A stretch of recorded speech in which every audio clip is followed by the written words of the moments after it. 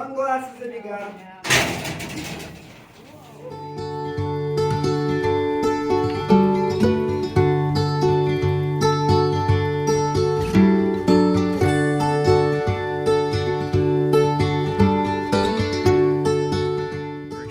Taking a mine tour today down here in Bisbee, Arizona.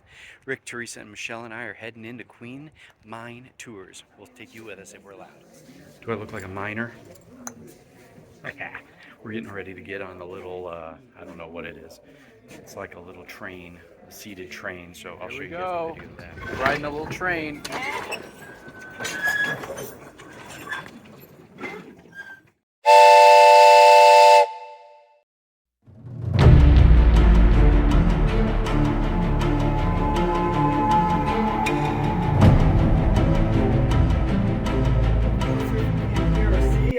Welcome back into the Southwest Mine. Remember, 29 different mines all interconnected underground. You can get to each mine. I stopped right here is because you're 1900. You're trying to get a job with what was called the Copper Queen Consolidated Mining Company. If you were lucky enough to land that job, then a spot just like this is the first place they would have taken you. You would have not gotten a tour of the mine. There's no courses, no classes you can take during this time. It's what's called OJT from the start. On-the-job training. They'll place you in front of some chutes. This is one area of hundreds throughout these mines. Behind the chutes is where the copper ore is at. They'll place you behind what is called a 1-ton ore car, also called an A car. Now there would be someone here filling up these cars all day long. This is chute capper. And then once you have 1 ton of ore, it's going to be about 3/4 of the way full. You're going to push this out to the surface, find a pile to dump it in, bring it back, and do it all over again.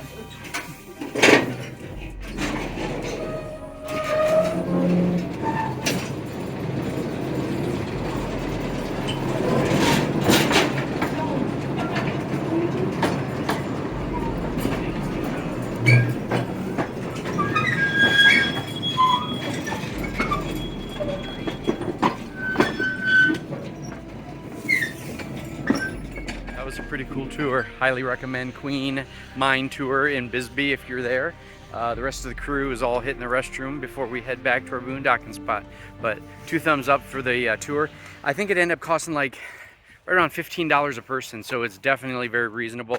It's about an 1.5-hour tour, and you get lots of information. So interesting, the history. So we'll see you. So we're taking a self-guided tour around the state park here in Tombstone, and it's really cool. It's got all kinds of history about the town and, you know, the outlaws and Wyatt Earp and everybody. So I'm just out here in the courtyard where they used to do the hangings. So they've got the gallows here. I'm going to turn the camera around and show you what that looks like.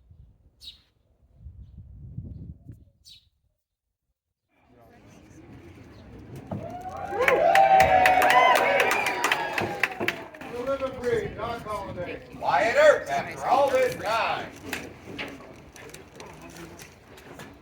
Well, Tucson, Doc. Oh, the festival was a bust, if you must know. Plenty of money to be had, but none of it rubbed off on me, you see. But enough about me. How is respectable business treating you? Doc, this is the place to be. It's like we just put the money around the street. Now you got it. Love your ears, boys! We're here for the kids! Hold on, that's not what I want! Don't shoot! I feel good, buddy!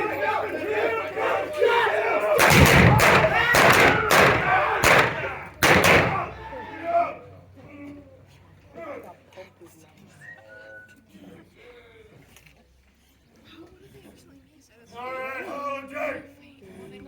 You want to play for blood? I'm your Huckleberry.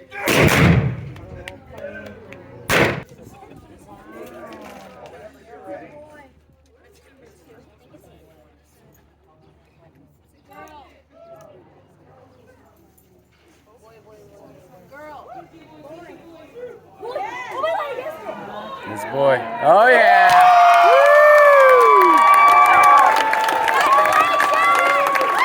That show was really cool. We're actually now outside the arena, and this is the actual exact location where the gunfight took place.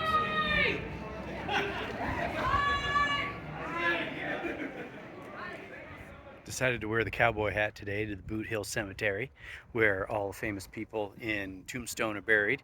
And as you guys probably saw earlier in the video, we went to watch the shootout at the OK Corral reenactment, and we are now here where the actual bodies are buried. So let me show you. Billy Clanton, October 26, 1881. Frank McClurry, October 26th. Tom McClurry, same date.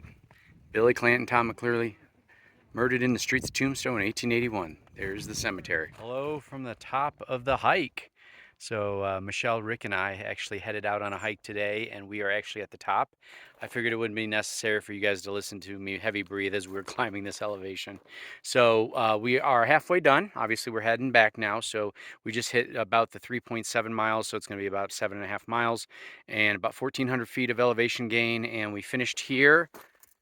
Can't really see it too well, but up here somewhere on there you can see all the wood here. This is the remnants of an old mine. I thought the trail actually ended at the mine where you could actually go into the mine, but it's way up there and it's a little too treacherous to get up there. Plus we're pretty tired from the hike up. But yes, so we are on Slavin Gulch Dragoon Mountains hike, if you're following along on all trails.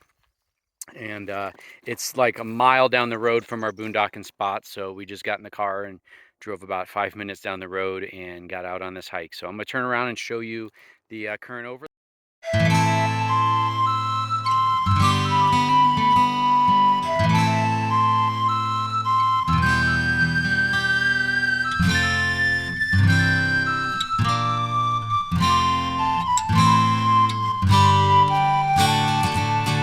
National Park, but this is going to be your next U.S. National Park. That's right.